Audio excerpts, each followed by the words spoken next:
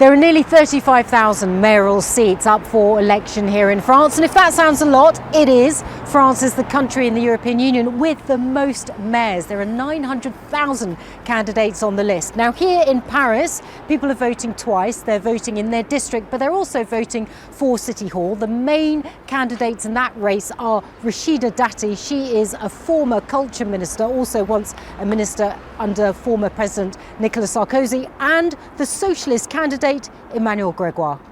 Well, the ballot is mainly about local issues, things like crime and housing, but the US and Israel's war on Iran has certainly cast a shadow. And here in Paris, it is certainly on some people's minds. It feels like today, war in the Middle East is all that's talked about. It has an impact.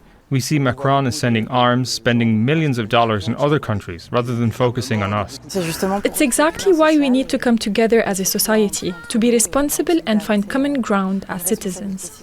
Now, the conflict has really dominated media coverage here in France and the political agenda as concerns rise over energy prices and security. In fact, earlier this week, the far-right leader Marine Le Pen was out campaigning for some of her candidates, and she accused the French government of trying to profit from the crisis. With the level of tax we have in France today, we are crisis profiteers. The worse the crisis, the more expensive fuel becomes, and the more the state lines its pockets.